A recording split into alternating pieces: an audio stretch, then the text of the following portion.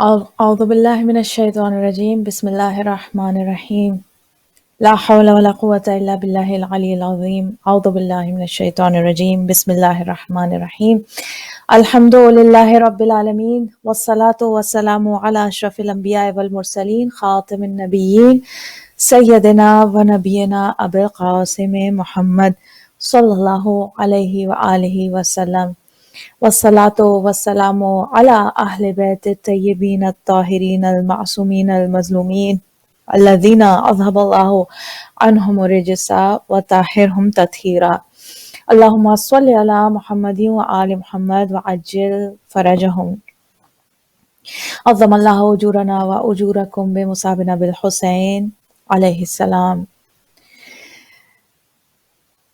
مومنات گرامی، مومنین مومنات، عزاداران امام حسین علیہ السلام، آپ کی خدمت میں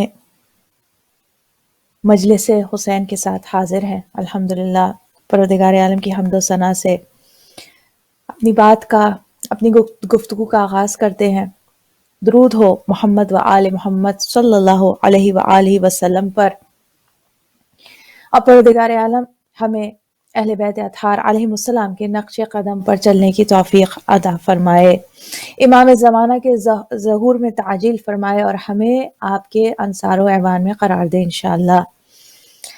کربلا کا یہ سفر جو ہم تیزی کے ساتھ یہ ایام اعزاں میں طے کر رہے ہیں، امام حسین علیہ السلام کے غم کو دل میں لیے، آنکھوں میں آنسو لیے، گریہ و ماتم کے ساتھ، آہ و بکا کے ساتھ جناب زینب الکبریٰ ام المصائب عالمہ غیر معلمہ کا ساتھ دے رہے ہیں. اپنی استطاعت بھر جو ممکن ہو سکتا ہے، جتنا ہو سکتا ہے، عزاداری، مراسم عزاداری میں شرکت کر رہے ہیں. ناظرین، آج تاریخ کا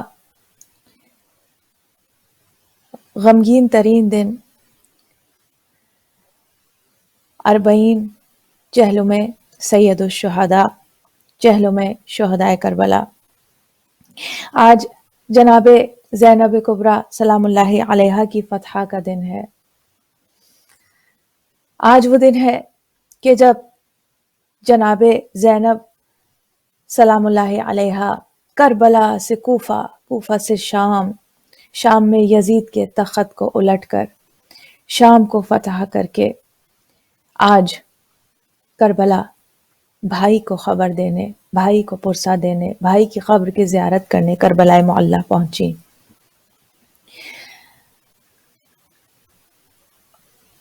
آپ سب جانتے ہیں دنیا بھر میں چونکہ یہ کووڈ کی ایک ایسی سچویشن تھی، بہت سارے لوگ جو کہ میرے پاس میسیجز آئے لوگوں کے کہ اور سوشل میڈیا پہ میں نظر آئے کہ کتنی زیادہ ایک تڑپ تمام عزاداران امام حسین کے دل میں موجود تھی کہ کسی طریقے سے خود کو، جو کہ متمنی تھے، منتظر تھے کہ کسی طریقے سے خود کو کربلا تک پہنچائیں. میں جانتی ہوں ان لوگوں کو، اور مجھے یقین ہے کہ وہ فزیکلی تو کربلا نہیں پہنچ سکتے، لیکن جو تڑپ میں دیکھ رہی تھی، جس انداز سے میں نے دیکھا کہ لوگ دعائیں کرنے کا اور مستقل کچھ اعمال کر رہے ہیں، دعائیں کر رہے ہیں کہ کسی طریقے سے 40 روز 40 امام حسین کی قبر مطہر پر موجود ہوں.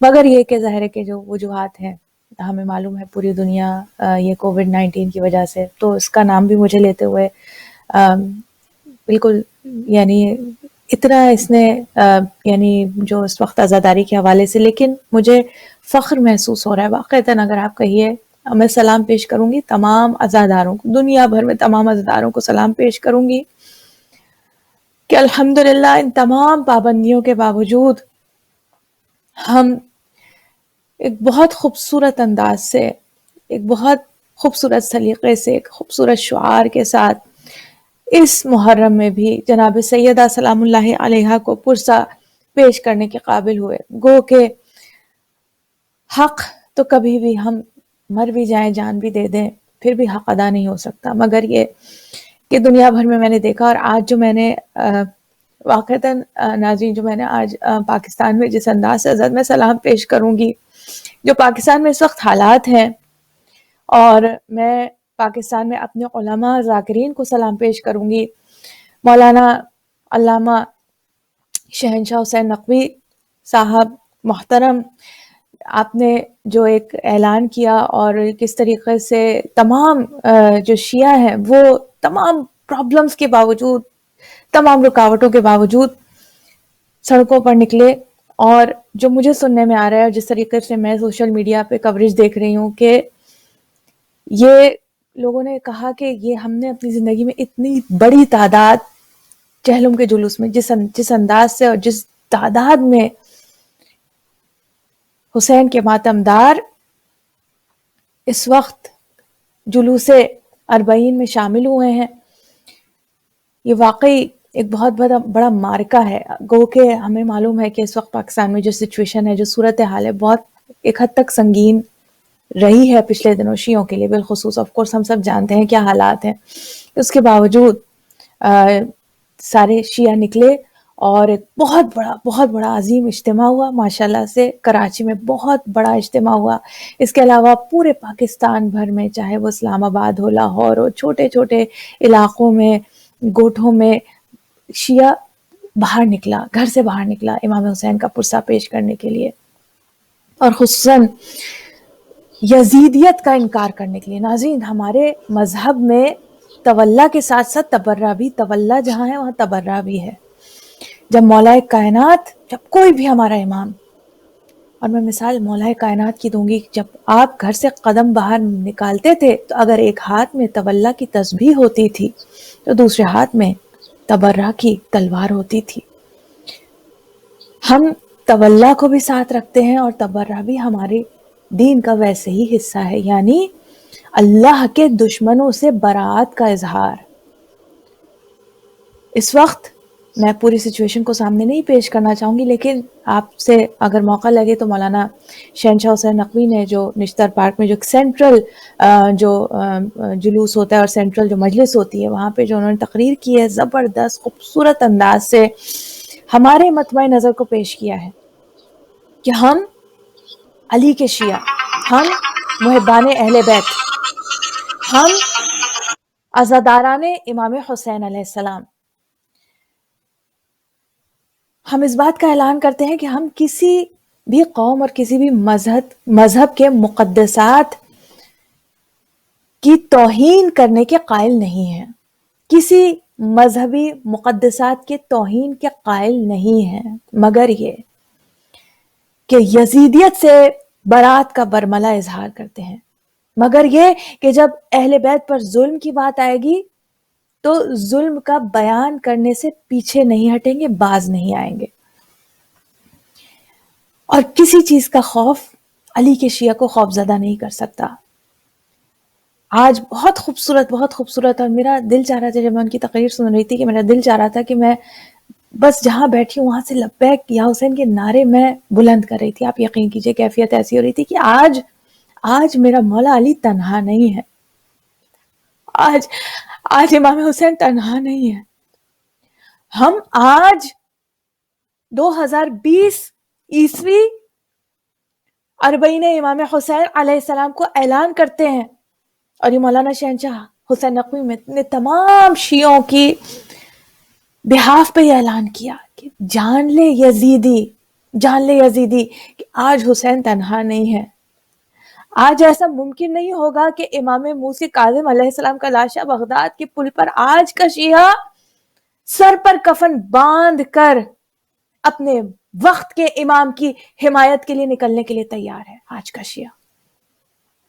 پروردگار عالم ہمیں توفیق دے، پروردگار عالم ہمیں جذبہ شجاعت سے سرشار کرے، پروردگار عالم ہر قسم کے خوف و حزن کو ہمارے دل سے نکال دے، دور کر دے، اور ہم اپنے وقت کی امام کی آواز پر لبیک کہنے کے لیے خود کو تیار رکھیں، بلکہ تیار ہیں. آج کے شیعوں کے اجتماع نے یہ بات ثابت کر دی کہ آج کا شیعہ وقت کے امام کی آواز پر لبیک کہنے کے لیے بہت حد تک تیار ہے. ہم قدم آگے بڑھا رہے ہیں اور صورتحال بہتر سے بہتر ہوتی جا رہی ہے. اور گویا بڑا خوبصورت انہوں نے جملہ کہا، گویا ظہور امام کی ایک شیعہ ظہور امام کی خوشبو کو محسوس کر رہا ہے. ظہور امام کی خوشبو کو محسوس کریں. پروردگار عالم ہمیں اپنے وقت کے امام کے انصار ایمان میں قرار دے انشاءاللہ انشاءاللہ. مومنات، آج قرآن کریم کی ایک آیت اور بیشتر آیتیں سورہ آل عمران کی بھی آیت موجود ہے اسی حوالے سے، لیکن میں تکرار کرنا چاہوں گی سورہ بقرہ کی آیت نمبر 154 154. پروردگار عالم ارشاد فرماتے ہیں اعوذ باللہ من الشیطان الرجیم ولا تقولوا لمن يقتل في سبيل الله اموات بل احیاء ولکن لا تشعرون. اور مت کہو ان کو جو اللہ کی راہ میں مارے گئے کہ انہیں موت آ گئی، کہ وہ نہیں، بلکہ وہ زندہ ہیں. وَلَا تَقُولُوا لِمَن يُقْتَلُ فِي سَبِيلِ اللَّهِ اموات، اللہ کی راہ میں مقتول شہداء کو مت جانو کہ وہ ان کو موت آ گئی، مت جانو کہ وہ فنا ہو گئے، بلکہ وہ زندہ ہیں. بل احیاء، بلکہ وہ زندہ ہیں لیکن تم شعور نہیں رکھتے. ہم اللہ کا شکر ادا کرتے ہیں کہ پروردگار عالم نے ہمیں اہل شعور میں قرار دیا کہ ہم آج بھی ہر روز اپنے وقت کے امام کو سلام کرتے ہیں. ہم آج بھی امام حسن رسول خدا سے لے کر 11ویں امام تک اپنے ائمہ کو ایسے ہی سلام کرتے ہیں کہ جیسے ایک زندہ کو سلام کیا جاتا ہے، کیونکہ ہم یہ شعور رکھتے ہیں، ہم یہ شعور رکھتے ہیں، ہم یہ علم رکھتے ہیں، ہم یہ ادراک رکھتے ہیں کہ ہمارے ائمہ اطہار علیہ السلام آج بھی یا علی مدد کہتے ہیں تو یہ نعرہ ناد علی پڑھتے ہیں، تو یہ سوچ کر پڑھتے ہیں کہ ہم مشکل کشا مولا کو آواز دیں گے تو ہمارا مشکل کشا مولا ہماری مدد کو پہنچے گا، ہماری مشکل کشائی کرے گا.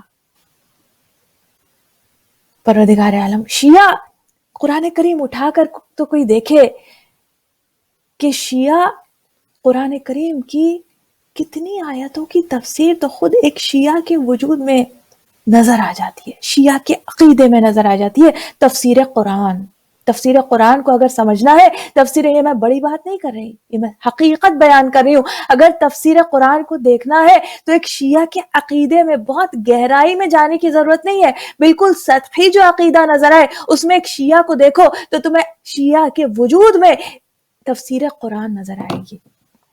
میں ویلکم کرنا چاہوں گی ہمارے ساتھ آج سسٹر عارفہ موجود ہیں، بہت دنوں کے بعد ہمارے ساتھ شامل ہوئی ہیں. اور عارفہ، میں آپ کے خدمت میں تعزیت پیش کرنا چاہوں گی. اور آج اربعین امام مظلوم ہے. پروردگار عالم ہمارے پرسے کو قبول کرے، جناب سیدہ ہمارے پرسے کو قبول کرے انشاءاللہ.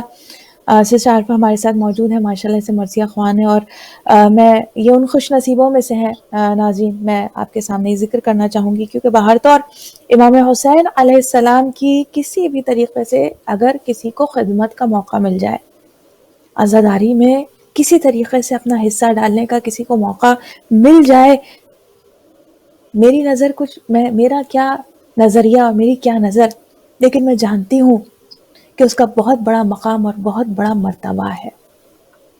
سسٹر عارفہ ماشاءاللہ متحرک رہی ہیں محرم بھر، انہوں نے خواتین کی مجالس کے حوالے سے بہت خدمتیں جس طرح بھی زوم پر یا جیسے بھی ہو رہی ہیں، ماشاءاللہ سے شی ہیز پارٹیسپیٹڈ ایکٹیولی، اور ارینج بھی کروانا، آرگنائز بھی کرنا. اور ماشاءاللہ آپ مرثی خوانی تو ظاہر خود کرتی ہیں، تو ظاہر اس حساب سے شرکت بھی کی ہے اور خدمت کی ہے. ماشاءاللہ محرم اس دفعہ بھی مصروف گزرا ہے، اور یہ میں سمجھتی ہوں خوش قسمتی اور ہم سب کی طرف سے آپ کے لیے دعا ہے عارفہ کے پروردگار عالم آپ کی خدمات کو اپنی بارگاہ میں قبول فرمائے. جی عارفہ، آپ آج کے اربعین کے حوالے سے آپ کچھ کہنا چاہیں گی؟ بہت شکریہ، اور سب کو السلام علیکم میری طرف سے کہ وعلیکم السلام ورحمۃ اللہ وبرکاتہ. اور ایک ہدیہ ہے کہ مولا آپ لوگوں کی جس کی جتنی عبادت ہے، میں نے دیکھا، مجھے چھوٹی ویڈیوز بھی نہیں ہیں، کہ جس میں جو چھوٹے چھوٹے گاؤں یا دیہات ہیں انہوں نے یکجہتی کا مظاہرہ کرنے کے لیے، جیسے لاڑکانہ میں رہتے ہیں تو لاڑکانہ کی طرف پیدل مارچ کرتے ہوئے گئے چھوٹے چھوٹے گاؤں سے، تاکہ وہ ایک اجتماع اور ایک یعنی ایک اجتماعی جو عبادت کہلا سکتی ہے، جو واک کی صورت میں ان کو نہیں مل سکی، تو وہ 40 کے دن وہ سے 2 دن 3 دن پہلے سے چلنا شروع ہوئے ہیں. اور جیسے کوئی حیدرآباد کے مضافات میں رہتا تھا تو وہ حیدرآباد پہنچا ہے، جو کراچی کے مضافات میں تھا وہ کراچی میں پہنچا ہے. یعنی مرکزیت کے اوپر اس بار بہت زور دیا گیا ہے. تو مولا سب کی جتنی بھی صحیح ہے، جو انہوں نے جو وہاں واک نہیں کر سکے اور ادھر واک کیے، تو اللہ سب کی یہ اس کاوش کو قبول فرمائے. اور دیکھ کے مجھے بہت رونا آیا کہ ایک زمانہ تھا جب ہم لوگ ویڈیوز دیکھتے تھے کہ 1 سال پچھلے سال تک کے لوگ جا رہے ہیں، کربلا میں جا رہے ہیں، کربلا کی طرف جا رہے ہیں. اور آج میں نے جو یکجہتی دیکھی ہے کہ شیعہ جتنے بھی ہیں، اور خالی شیعہ ہی نہیں، اس بار علماء نے زیادہ تر زور دیا ہے کہ صرف شیعت کا نہیں ہے، اصل مسئلہ ہے یزیدیت اور حسینیت کا. تو چاہے وہ سنی کیوں نہ ہو، اگر وہ یزیدی ہے تو وہ شیعوں میں بھی ہو سکتا ہے، اور اگر ایک حسینی ہے وہ سنیوں میں بھی ہو سکتا ہے. تو اگر ہم دیکھا جائے تو ایک یکجہتی 2 فرقے بن چکے ہیں اس وقت پاکستان میں. آپ نے پاکستان کے حالات کے بارے میں بتایا، تو اس وقت 2 فرقے، یا تو حسینی ہیں یا یزیدی ہیں. تو اس میں کتنے ہی اہل سنت برادران ہیں جنہوں نے بھی شرکت کی ہے جلوس میں، جو لوگ پارٹیسپیٹ کیا ہے جن لوگوں نے. تو اور خاص کر کووڈ 19 کے زمانے میں، اور اس سے بدتر حالات یہ ہیں کہ اس وقت تعصبیت کو ہوا دی جا رہی ہے بہت زیادہ پاکستان میں. تو یہ چیز جو ہے اللہ کی طرف سے ایک اگر امتحان تھا شیعوں کا، تو ایک طرح سے نعمت بھی کہی جا سکتی ہے کہ اس میں کھل کے سامنے باطل بھی آ گیا اور کھل کے سامنے حق بھی آ گیا. کہ اگر کوئی یعنی یزید کو محترم سمجھے اور اس کو پروپوگیٹ کرے کہ بھئی یزید بالکل صحیح تھا اور حسین نے غلط قیام کیا اور یہ کیا، امام حسین کے بارے میں نعوذ باللہ غلط الفاظ کہے جائیں، تو اس کا ڈیفینڈنٹ نہ صرف شیعوں نے کیا بلکہ جو اہل سنت جو تھے انہوں نے بھی دل کھول کے اپنا جو ہے وہ رکھ دیا ہے. اور اس میں اس وقت پورا واضح ایک کنڈیشن ہے کہ کون اس وقت حسینی ہے اور کون یزیدی ہے. بالکل اس بے وقت جو شک، ہے اگر آپ دیکھیں، بے شک. بہت آج جو انہوں نے تقریر کی، بہت مختصر لیکن بہت ہی جامع تقریر. بالکل جسے کہتے ہیں کہ شیعہ، ہمارا جو پرسپیکٹیو ہے شیعوں کے بہاف پہ، بہت خوبصورتی کے ساتھ انہوں نے ہمارے پرسپیکٹیو کو بیان کیا. آئی تھنک سب کے دل کی آواز ہے.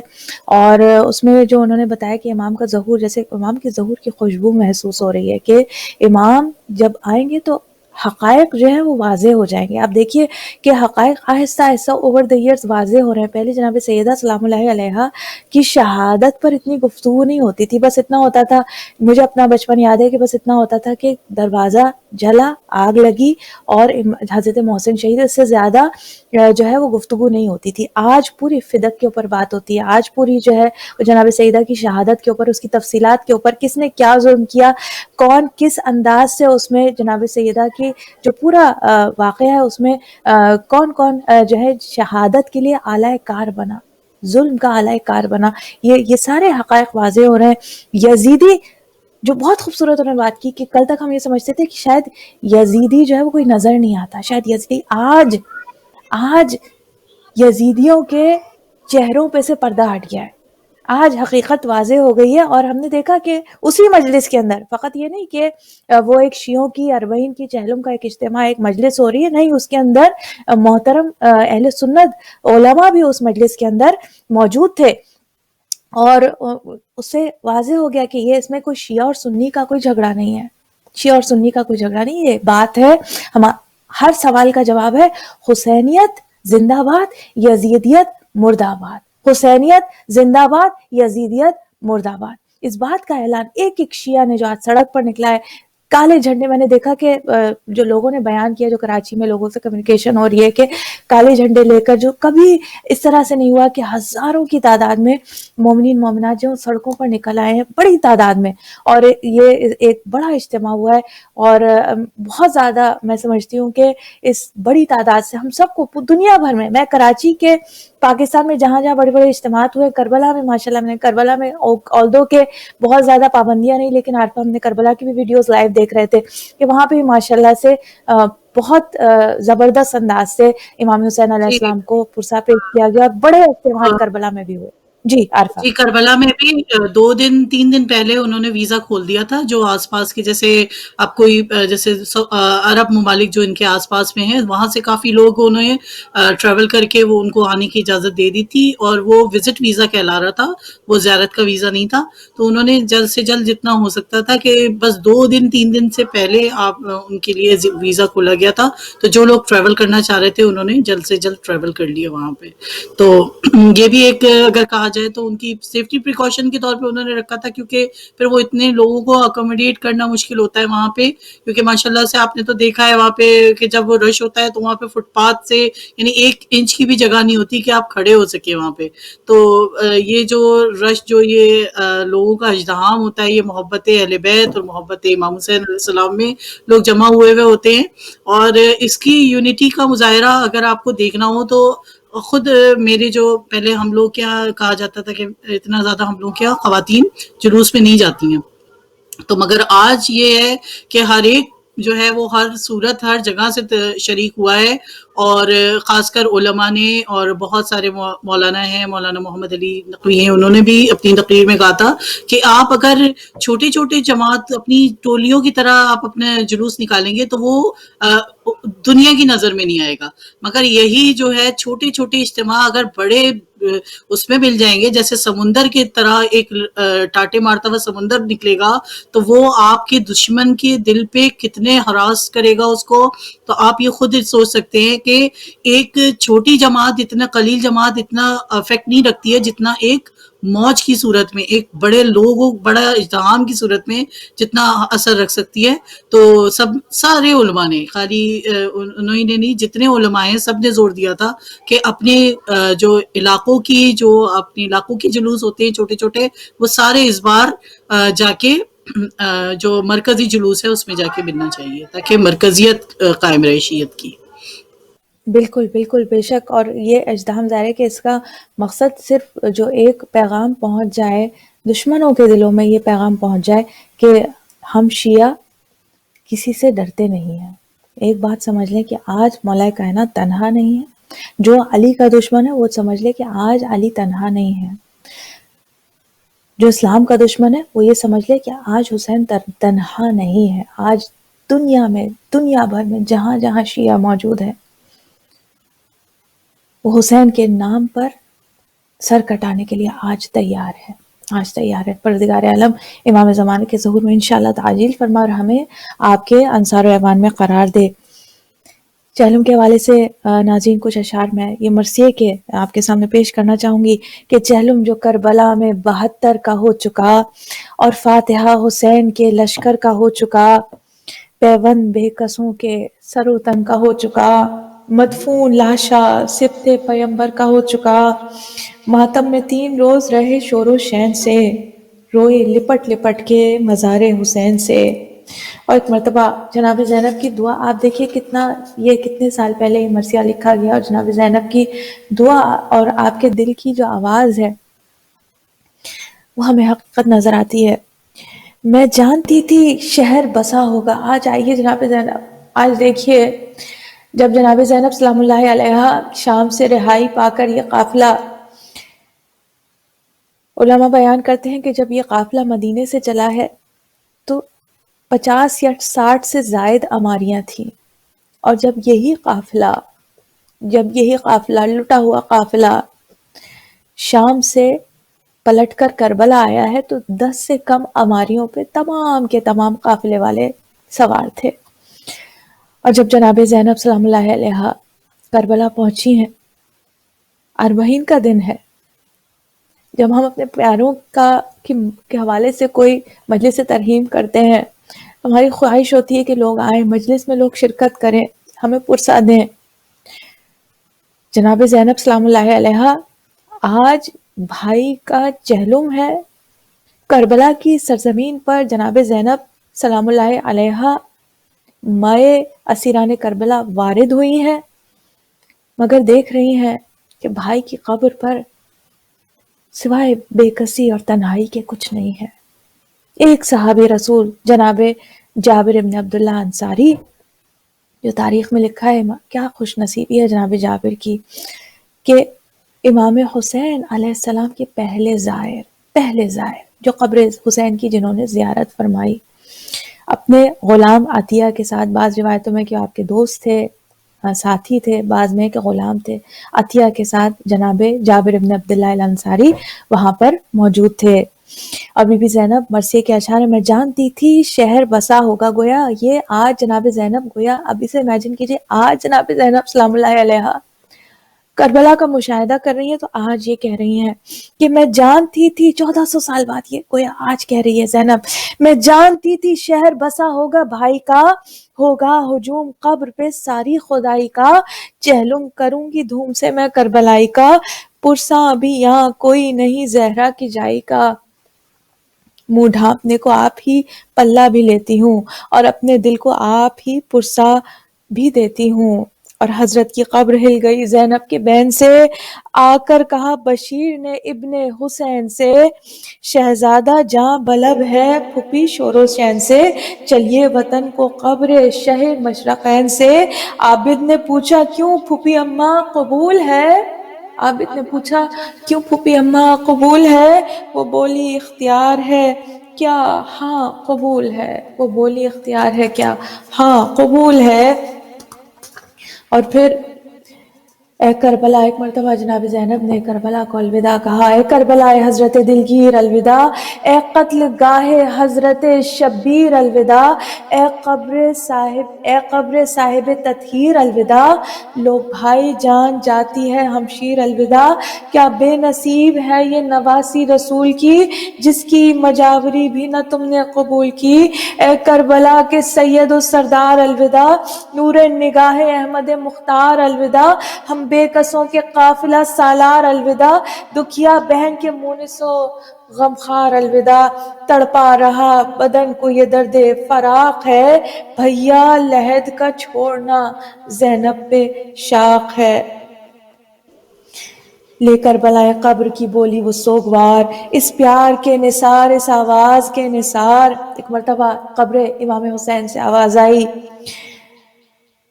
سغرا کو میری سمت سے تم پیار کیجیو، آئی ندا سدھارو خدا حافظ اے بہن، آئی ندا سدھارو خدا حافظ اے بہن، اور سغرا کو میری سمت سے تم پیار کیجیو، ہوگا ثواب خاطر بیمار کیجیو۔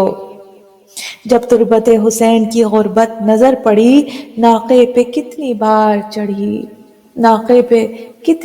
چڑھی اور اتر پڑی۔ جناب زینب سلام اللہ، آج وہ دن ہے کہ جناب زینب سلام اللہ علیہا کربلا معلی میں وارد ہوئی، مائے اسیران کربلا کے قافلہ سالار جناب علی ابن الحسین زین العابدین علیہ السلام ہے، اور اہل بیت اطہار خود کو قبور شہدائے کربلا پر گرا رہے ہیں اور گریہ وزاری کر رہے ہیں۔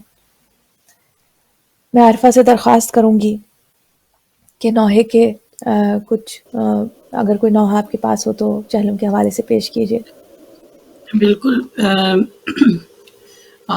آپ نے جو شعر پڑھے سارے بہت اچھے مرثیے کے شعر ہیں، مگر یہ کہ ہم سوچ سکتے ہیں کہ جب ہم قبر سے ودا ہو رہے ہوتے ہیں تو ہماری دل کی کیا حالت ہوتی ہے۔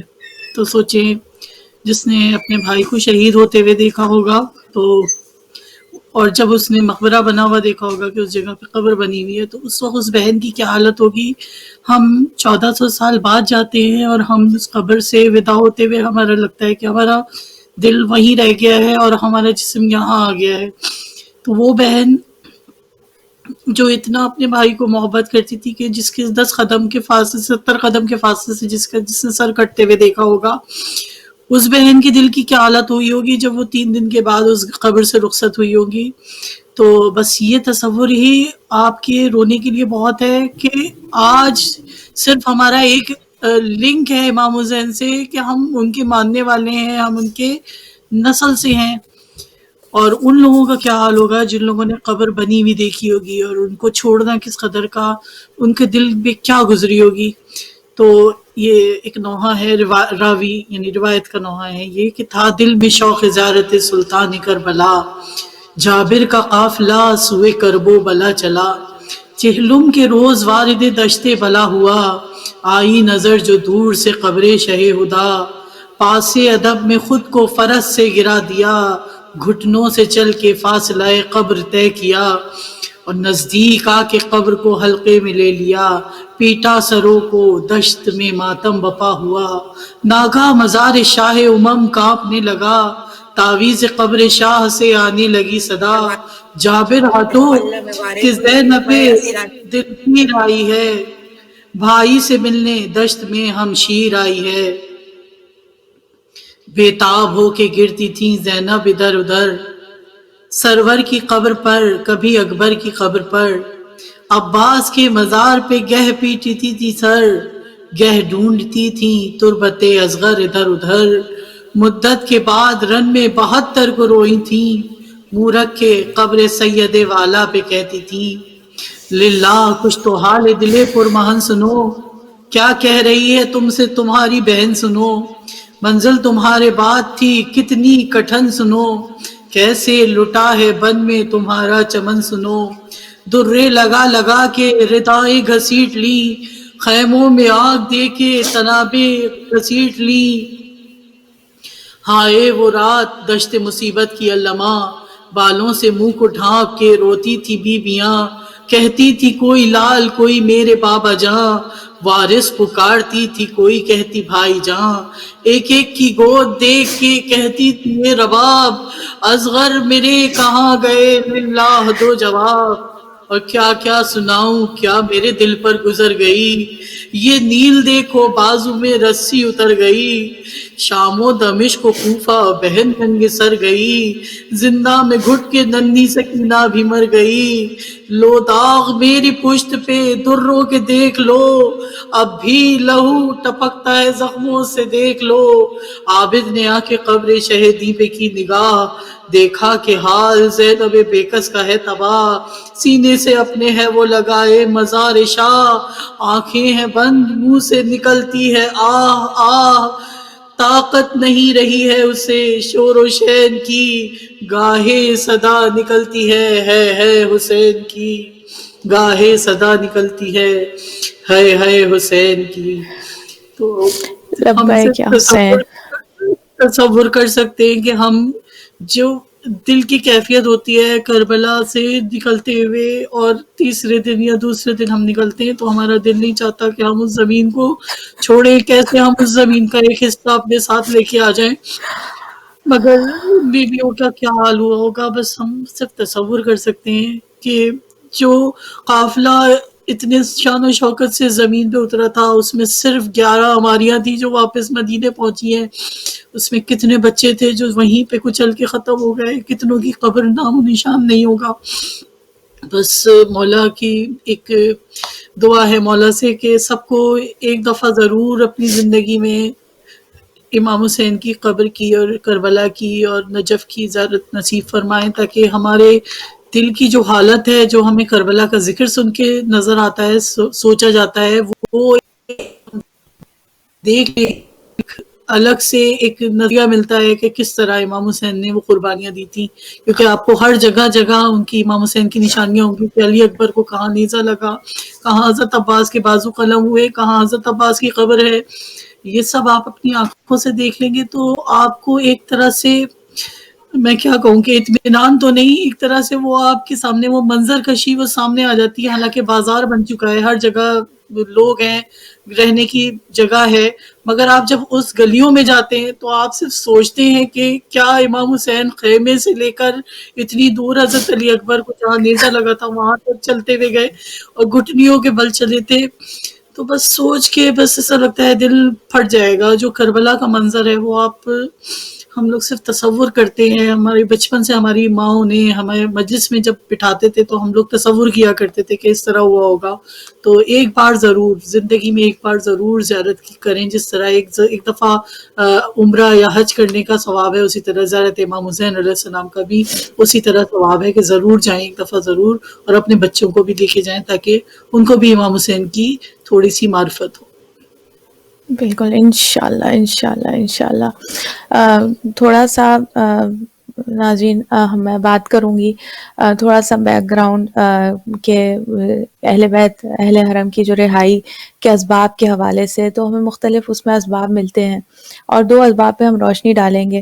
ایک تو سبب وہ واقعہ تھا جو کہ علماء بیان کرتے ہیں کہ ایک جناب سید سجاد آپ موجود تھے، اس کے زندان کے دروازے پر موجود تھے، اور وہاں سے دیکھا کہ ایک عیسائی شخص تھا جو کہ ایک ہرنی کو پکڑ کر، اس نے گویا وہ شکاری تھا اور ہرنی کا شکار کر کے وہ لے کر جا رہا تھا، اور جب یہ ہرنی اور یہ اس کے ساتھ یہ شکاری جو کہ عیسائی مذہب سے تعلق رکھتا تھا یہ زندان کے پاس سے گزرا، تو گویا ہرنی جو ہے وہاں سے جب گزری تو اس نے فصیح عربی زبان میں امام کو مخاطب کیا، ایک مرتبہ امام زین العابدین کو مخاطب کیا، اور پھر امام زین العابدین علیہ السلام نے اس شخص سے کہا کہ اے شخص اس ہرنی کو تھوڑی دیر کے لیے جانے دو۔ وہ شخص حیران تھا یہ معجزہ دیکھ کر کہ کیسے ممکن ہے کہ یہ ہرنی جو ہے یہ فصیح عربی زبان میں گفتگو کر رہی ہے۔ ایک مرتبہ پوچھا کہ یہ آپ سے کیا کہہ رہی تھی، اور امام نے اسے بتایا کہ یہ مجھ سے کہہ رہی تھی کہ مجھے یہ شکاری لے کر جا رہا ہے لیکن میرے بچے جو ہیں وہ وہاں جنگل میں بھوکے ہیں، مجھے اس سے کہیے کہ اتنی مہلت دے دے کہ میں جاؤں بچوں کے یعنی بھوک کا انتظام کروں اور پھر میں واپس آ جاؤں گی۔ امام نے جب یہ سب کچھ یہ ماجرا دیکھ رہا ہے کہ ہرنی امام سے گفتگو کر رہی ہے، امام جو ہے وہ امام کہتے ہیں میں تم سے ضمانت لیتا ہوں کہ یہ ہرنی واپس آئے گی۔ ایک مرتبہ اس شخص نے کچھ ایسا یہ اس پر اثر ہوا اس واقعے سے کہ اس نے کہا کہ ٹھیک ہے میں اس کو جان چھوڑتا ہوں، اور پھر دیکھا کہ واقعتاً وہ ہرنی گئی اور پھر لوٹ کر آئی۔ ایک مرتبہ جب یہ ہرنی اس شخص کے پاس واپس آئی یہ حیران تھا، اس نے کہا آپ کو کیسے پتا کہ آپ کو کہ یہ ہرنی جو ہے یہ واپس آ جائے گی، آپ کون ہیں، اپنی حقیقت سے مجھے آگاہ کیجئے۔ تو ایک مرتبہ امام نے بتایا کہ میں فرزند رسول، میں آخری نبی کے نواسے کا بیٹا ہوں۔ امام کون ہے؟ امام زین العابدین۔ پہچان لے، جو نہیں پہچانتا جہاں تک ہماری آواز پہنچ رہی ہے پہچان لے، ہم ماتم کر رہے ہیں، ہم فرش عزا بچھا رہے ہیں، کس کا؟ نبی کے نواسے کا۔ امام حسین علیہ السلام نبی کے وہ نواسے جن کو رسول خدا نے اپنے دوش پر کبھی سوار کیا، کبھی امام حسین کے لیے رسول خدا ناقہ بنے، کبھی امام حسین علیہ السلام کو اگر آتے ہوئے دیکھا تو خطبے کے دوران مسجد میں خطبے کے دوران رسول خدا نے منبر کو چھوڑا، امام حسین علیہ السلام کو گود میں اٹھایا اور گود میں بٹھا کر خطبے کو منقطع کر کے امام حسین علیہ السلام کو پہچان لے دنیا کہ ہم نے جو یہ فرش عزا بچھائی ہے، ہم نے جو یہ سیاہ لباس پہنا ہوا ہے، ہم جو یہ غم منا رہے ہیں یہ کسی غیر کا غم نہیں منا رہے، ہم رسول کے نواسے کا غم منا رہے ہیں، رسول کے نواسے کا۔ اور یہ شخص کہ جسے قید کیا گیا ہے زندان شام میں، ہم اسی لیے یزیدیت مردہ باد، اسی لیے ہم یزیدیت سے براعت اسی لیے اختیار کیے ہوئے ہیں کہ یزیدیت وہ ہے کہ جس نے امامت النبوت کو زندان میں قید کر دیا، امامت النبوت کو زندان میں قید کیا۔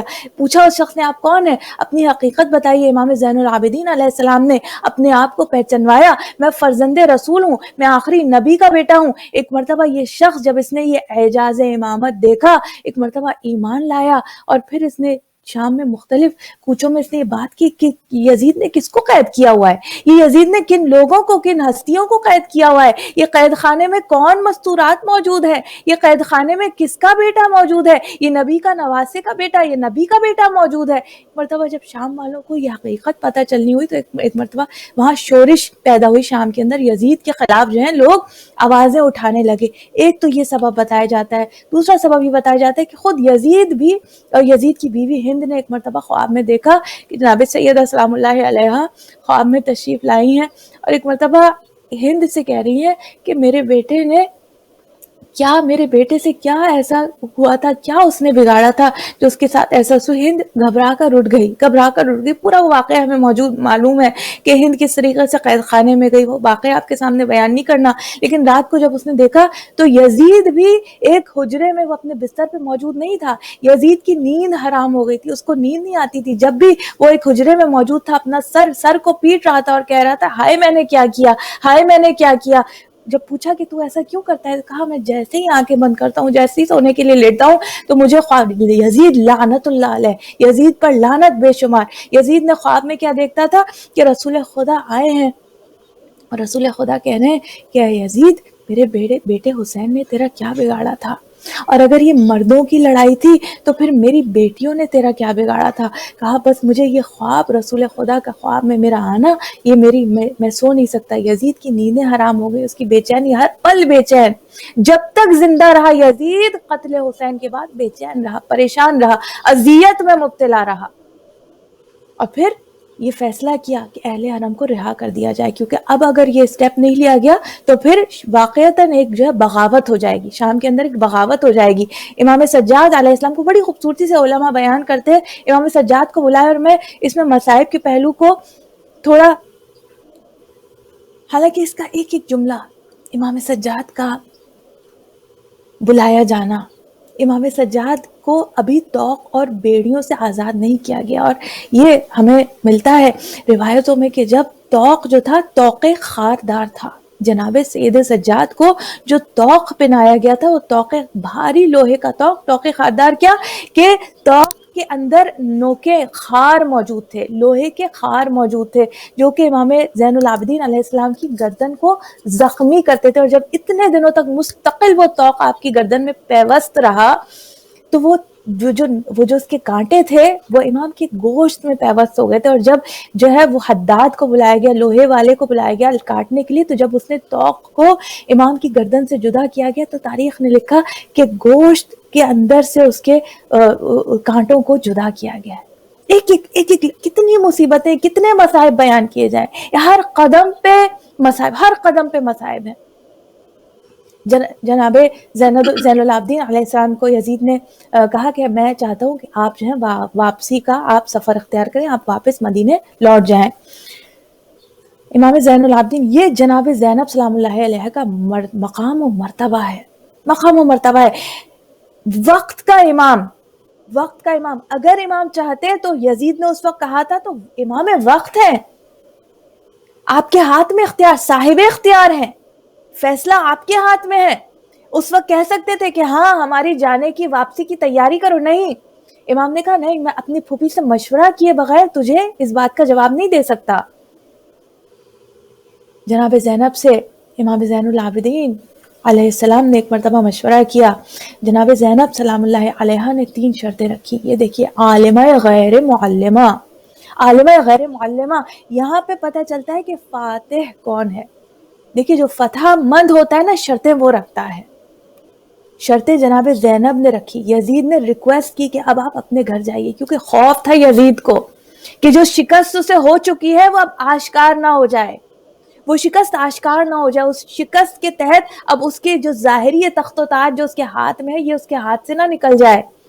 جناب زینب نے شرطیں رکھی. کیا شرطیں رکھی؟ بس 3 شرطیں، کہ ایک شخص کو ہمارے ہمراہ کیا جائے جو ہمیں مدینے لے کر جائے، جو راستے جاننے والا ہو. ہم اتنے دن گزر گئے، ہم اپنے بھائی کا ماتم نہیں. اور اس میں ہمیں ناظرین مختلف روایت ملتی ہیں. بعض ہیں کہ 40 کو جناب زینب پہنچی، بعض ہے کہ 2 سال تک قید رہے، بعض ہے کہ 1 سال تک قید رہے. باہر طور جب یہ جناب زینب سلام اللہ علیہ نے دوسری شرط رکھی کہ ہم صحیح سے ہم ماتم نہیں کر. کیوں؟ جب ہمیں معلوم ہے جب جناب سکینہ قید خانے میں بابا کو یاد کر کے روتی تھی تو کوئی آتا تھا تعزیانے لگاتا تھا. بیویوں کے گریہ کرنے پر، رونے پر پابندی تھی. کہا کہ ہم اپنے بھائی کا ماتم کرنا چاہتے ہیں، ایک گھر، ایک جگہ مہیا کر دی جائے جہاں پر ہم فرش عزا. یہ زینب نے شام میں، زینب کی فتح کی گواہی ہے کہ اس شام میں جو ظاہراً یزید کا ملک ہے، وہاں پر حسین کی فرش عزا زینب نے بچھائی، وہاں پہ حسین کا پرسہ زینب نے لیا. کہاں؟ یزید کے ملک میں، حاکم شام کے شہر میں زینب نے حسین کا پرسہ بھی لیا، حسین کا ماتم بھی کیا، اور اپنی رہائی پر اپنی شرطیں رکھی. تیسری شرط کیا رکھی؟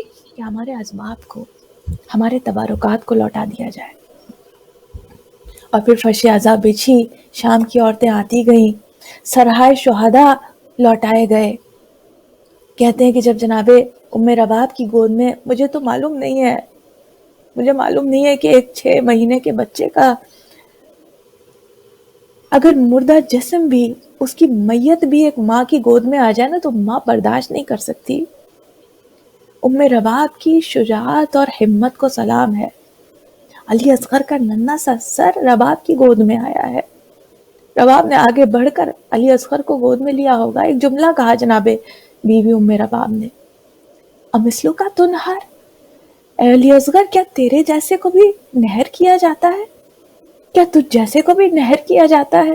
سرہائے شہداء آئے, تبرکات آئے, اور میری زبان میں وہ طاقت نہیں ہے کہ میں بیان کروں. جب چادریں واپس آئیں, جب ایک گٹھڑی میں چادریں آئی ہیں نا, اور ایک ایک کر کے یہ سن لے دنیا والے, تمام دنیا والے, امت مسلمہ سن لے, یہ وہ چادریں ہیں جو نبی زادیوں کی چادریں, نبی زادیوں کی چادریں, رسول کی بیٹیوں کی چادریں.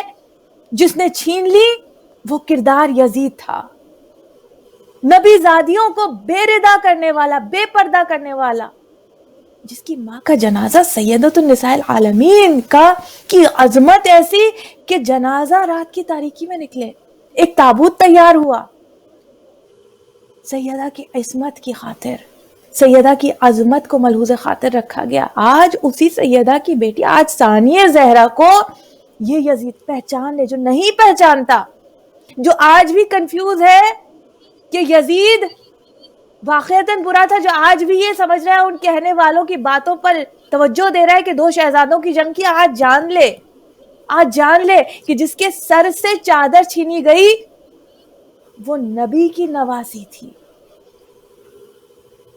اہل حرم کے سروں سے چادریں چھینی گئی جو یہ آج لوٹائی جا رہی ہیں. جی عارفہ, آپ کچھ کہنا چاہیں گی؟ جی میں یہ کہنا چاہ رہی ہوں کہ یہ جو کچھ آپ نے جیسے کہا کہ ایک اہل سنت کوئی عالم تھے, وہی جو ٹی وی پہ بیٹھ کے وہ کہہ رہے تھے کہ نہیں یزید پچھتا رہا تھا اور یہ تھا, تو اسی کا جواب اہل سنت نے ہی, مولانا نے ہی دیا کہ جس دن دربار میں حاضری ہوئی تھی, یعنی دربار میں جب بلایا گیا تھا پہلی سفر کو, اس دن سے, کیونکہ 700 کرسی نشین تھے جو دوسرے ملکوں کے ایمبیسیڈرز تھے, ان کے سامنے جو خطبات جناب زینب نے پیش کیے اور جناب زین العابدین نے اور جناب سکینہ جو کہ 11 سال کی تھیں اس وقت, ان کے خطبات ملتے ہیں, اور جناب رقیہ کے بارے میں کہا جاتا ہے کہ وہ 3.5 سال کی تھی, ان کا نام ہمارے یہاں سکینہ کہا جاتا ہے, مگر آل اوور دا ورلڈ یعنی مینز عرب ممالک میں ان کو جناب رقیہ بنت الحسین کہا جاتا ہے.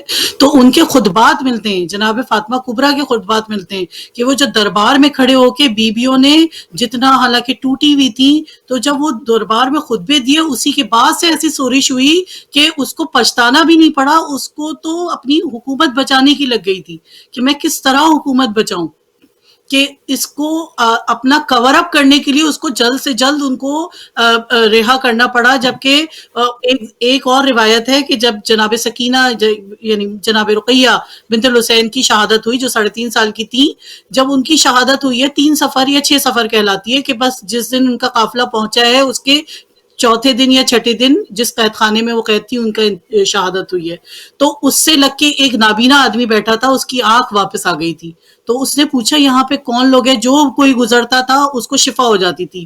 تو لوگوں نے پوچھنا شروع کیا کہ اس قید خانے میں کون اسیر ہے, تو لوگوں کو جب پتا چلا کہ اس میں تو اہل بیت رسول کی مدفن ہے, ان کا مدفن ہے, تو ہم سوچتے ہیں کہ امام رضا کے روضے پہ جو لوگ آتے ہیں اور وہ جو صحن شفا کہلاتا ہے, تو ہم بیویوں کے جو مظلوم بیوی جو 3.5 سال کی عمر میں جس کا شہادت ہوئی ہے, تو اس کی قبر خالی اس کی قید خانے سے ٹیک لگانے والوں کو اس کو شفا مل رہی تھی. تو لوگ خود پتہ چلنا شروع ہو گیا کہ یہی آل رسول ہیں جن کو دربار میں پیش کیا گیا, جن کا خود شامیوں نے تماشا بنایا, اور اب جا کے ان کو اب جب اہل بیت کی جو معجزانہ جتنی بھی ان کی کرامات تھی, جو ان کی جو صفات تھی وہ واضح ہونا شروع ہوئی, تو خود بخود جو شام کا اپنا جو طبقہ تھا وہ منقلب ہو گیا, خود وہ یزید کے خلاف ہو گیا کہ تو نے کس کو قید کر دیا جس کا ہم کلمہ پڑھتے تھے. یہاں تک کہ شامیوں کو تو یہ تک نہیں پتا تھا کہ حضرت علی کے بارے میں وہ پوچھتے تھے کہ وہ جب ضربت لگی تو وہ مسجد میں کیا کر رہے تھے. تو سوچے اس ماحول میں جناب زینب نے اپنی تقریروں سے, اپنے خطبات سے, یہاں تک کہ جو قید خانہ تھا وہاں سے خطبے دیے ہیں, وہاں سے سب کو بتایا ہے کہ ہم کن لوگوں کے ماننے والے ہیں. اور جناب زین العابدین نے جتنے سفر کی مشکلات اٹھا کے آئے اور آ کے دربار میں خطبہ دیا ہے, تو دربار کا منقلب ہو جانا, جیسے اس نے یہ تصور کیا تھا کہ میں ان کو ذلیل کرنے کے لیے اتنے لوگوں کو بیچ میں بلا رہا ہوں, مگر پھر وہ دربار کے خطبات کے بعد وہ منتشر ہو گیا, وہ مجمع اس پہ یزید پہ لعنت پڑتا ہوا وہ سارا مجمع گیا ہے. رومی سفیر نے یہ کہا. اس کے بعد ایک کرسچن جو تھا وہ اسی وقت شہادت اس نے پائی کہ کاش تم سوچ لیتے کہ میں تو جناب موسیٰ کی 18ویں نسل سے ہوں اور میرا اب تک لوگ احترام کرتے ہیں, میرے پیروں کی مٹی کو اٹھاتے ہیں, اور تم نے اپنے نبی کے نواسے کو قتل کر دیا. اور یقیناً یہ والے معجزے, یہ ساری چیزیں جو ہے وہ ایک طرح سے مکس ہو کے اس کے لیے خود تباہی کا باعث بن گئی. وہ یہ سمجھ رہا تھا کہ میں چھپا دوں گا, میں کربلا میں امام حسین کو لاشیں کو پامال کرنے کے بعد یہ ان لوگوں کو اتنا توڑ دوں گا کہ یہ لوگ, اسی لیے ان کو گلی گلی پھرایا گیا. اہل حرم کو گلی گلی پھرانے کا مطلب یہی ہے کہ شام سے کربلا کا راستہ اتنا لمبا نہیں تھا کہ 1.5 مہینہ لگے, 1 مہینہ لگے, مگر ان کو گلی گلی پھرانے کا مطلب یہ تھا کہ توڑ دیں. مگر جناب زینب نے جو خطبات دیے اس سے خود اس کی حکومت پہ بات آ گئی تھی, اس وجہ سے اس کو چھوڑنا پڑا. اور یہ والی بات نہ صرف ہماری کتابوں میں لکھی ہے بلکہ اہل سنت کی کتابوں میں لکھی ہے, کیونکہ اس دربار میں بہت راوی تھے, یعنی 750 تو کرسی نشیں تھے. اس کے علاوہ خود اس کی بیوی ہند کا بیان کہ تو اپنی عورتوں کو تو اندر پردے میں رکھا ہوا ہے اور اہل بیت کو تو نے یعنی دربار میں حاضر کیا ہوا ہے.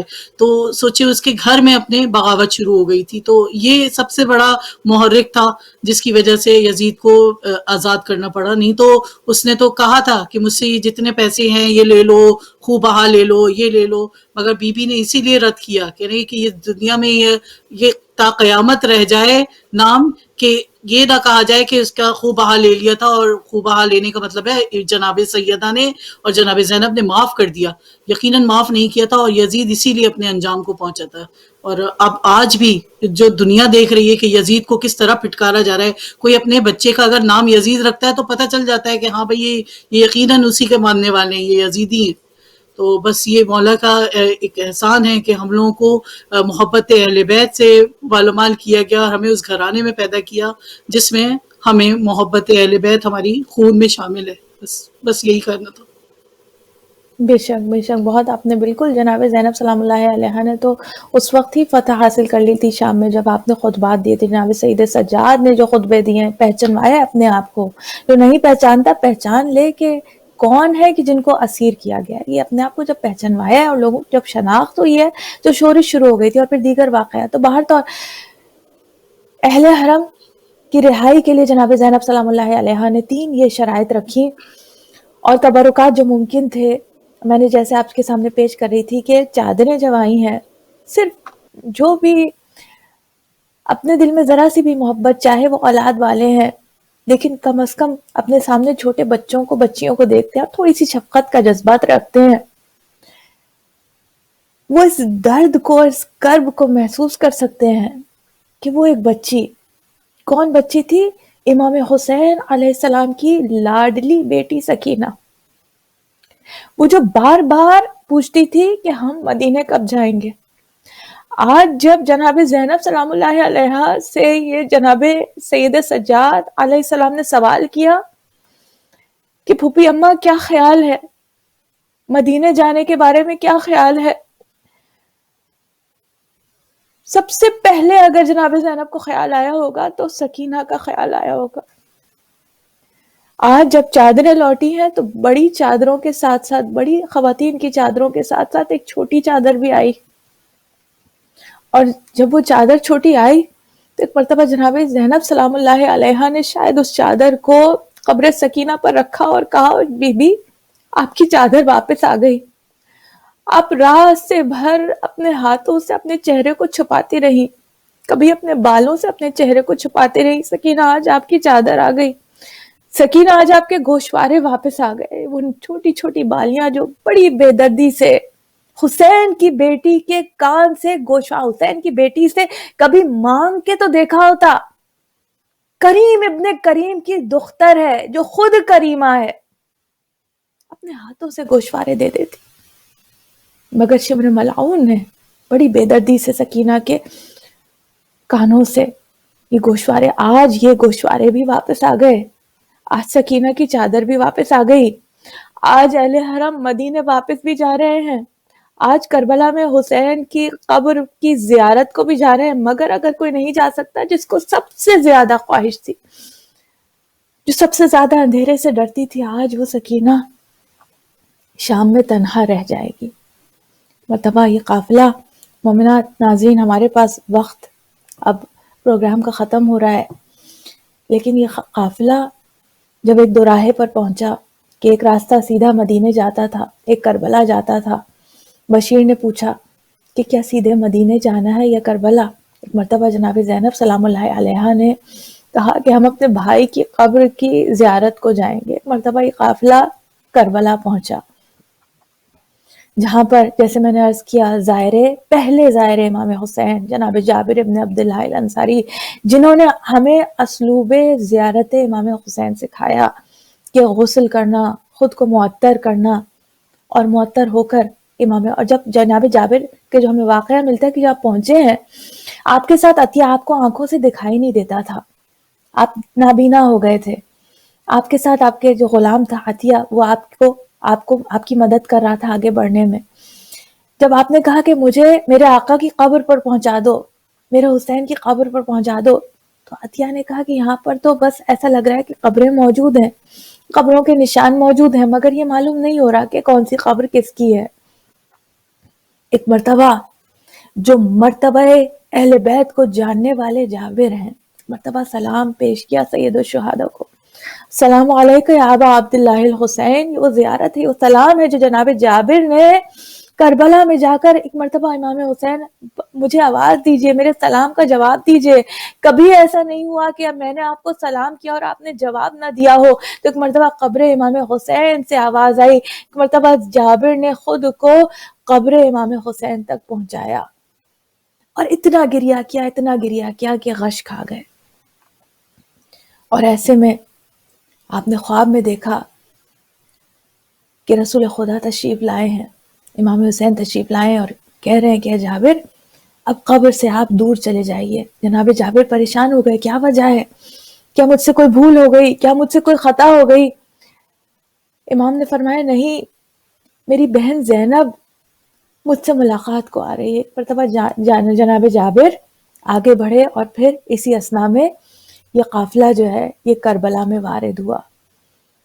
جناب عباس کی قبر کے بارے میں دل پھٹ جاتا ہے، ان مصائب سے دل پھٹ جاتا ہے. ایک مرتبہ جب امام حسین کی بعض علماء بیان کرتے ہیں ہمیں بین الحرمین، اب آپ یہ دیکھیے کہ ایک طرف امام حسین کی قبر ہے، ایک طرف حضرت عباس کی قبر ہے، درمیان میں جناب زینب ام کلثوم ہے. کبھی حسین کی قبر، کبھی ایک بھائی کی قبر پر جس طرح جناب بی بی ہاجرہ نے صفا و مروہ کے درمیان صحیح کی تھی، میں سمجھتی ہوں بی بی زینب ام کلثوم بھی کربلا کے ریگستان میں، کربلا کے دشت میں کبھی حسین کی قبر پر گریا کرتی ہوں گی، کبھی عباس کی قبر پر گریا کرتی ہوں گی. جب پوچھا امام زین العابدین سے سید سجاد میرے عباس کی قبر کہاں ہے، مرتبہ جناب سید سجاد قبر جناب عباس پر لے کر پہنچے ہیں تو کیا دیکھا کہ قبر ایک چھوٹے، ایسا لگ رہا ہے کہ کسی بچے کی قبر بنی ہوئی ہے. جناب زینب نے کہا میرا عباس تو اتنا طویل القامت کہ اس کے پاؤں گویا جب وہ گھوڑے پر سوار ہوتا تھا تو اس کے پاؤں زمین پر لگتے، اتنا طویل القامت، ایسے کیسے ممکن ہے کہ اس کی قبر جو ہے وہ ایسا محسوس ہو رہا ہے کسی بچے کی قبر ہے. ایک مرتبہ سید سجاد نے فرمایا یہ ظلم ہے، یہ ظلم ہے. علی کے بیٹے کے ٹکڑے ٹکڑے کر دیے. عباس کے اوپر ظلم اس وقت ختم نہیں ہوا جب عباس کی آنکھیں بند ہوئی، نہیں، حضرت عباس علمدار کے جس سے جیسا بن پڑا، علی کی بغض کو، علی کی عداوت کو، علی کے بیٹوں کے جسموں کو پامال کر کے، علی کے بیٹوں کے جسموں کو ٹکڑے ٹکڑے کر کے علی کی بغض اور عداوت کو نکالا ہے. حضرت عباس کی لاش کے ٹکڑے ٹکڑے کر دیے. جناب سید سجاد نے ٹکڑوں کو سمیٹ کر زمین کربلا کے حوالے کیا. ہم پرسہ پیش کرتے ہیں جناب زہرا سلام اللہ علیہا. آج جناب زینب پرسہ قبول کرنے، ہمارا پرسہ بی بی قبول کریں. پروردگار عالم ہماری بدقسمتی ہوگی کہ اگر ہم یہ سارا علم ہونے کے باوجود کہ دیکھیے امام حسین قیمتی ترین انسان، یہ ہم اور آپ مانتے ہیں کہ نہیں مانتے کہ اپنے وقت میں امام حسین علیہ السلام اللہ کی بہترین مخلوق،